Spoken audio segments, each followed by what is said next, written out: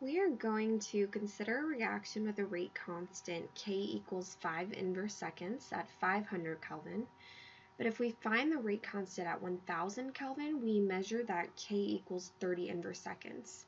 And we're asked, what is the activation energy of this reaction? So what this problem is really getting at is that you need to use the Arrhenius equation to solve for the activation energy.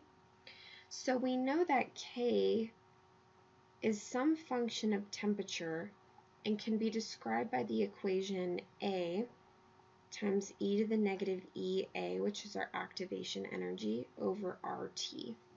And A is our frequency factor. So we're going to use this equation to solve for the activation energy.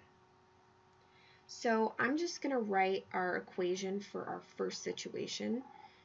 So we have that K1, which is 5 inverse seconds, equals A e to the negative activation energy over R times our first temperature.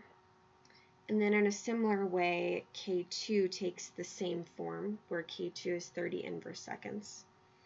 And that is A e to the negative activation energy over R times our T2, which is 1000 Kelvin.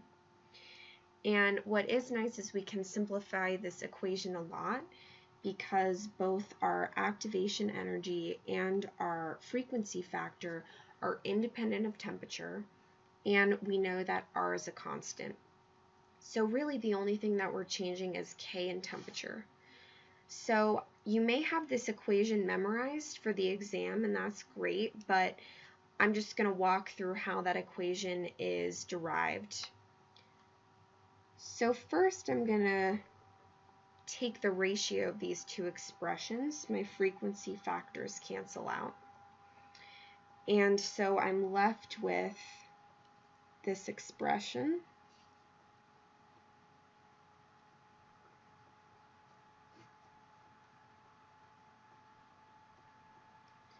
And I'm just going to pull this exponent up because it's a negative exponent in the denominator. So the expression is going to look like this.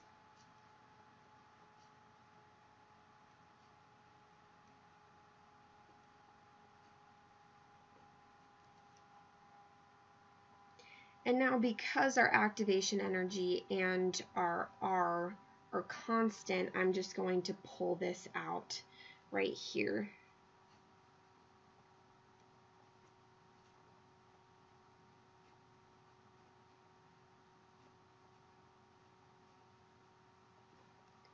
And then I'll take the natural log of both sides of the equation.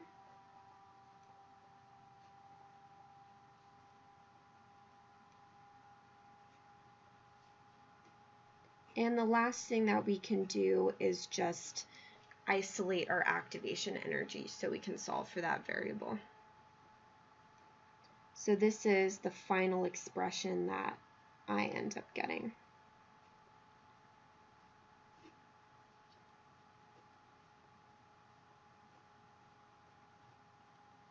So now that we have this expression, it's just a matter of plugging in all of our values.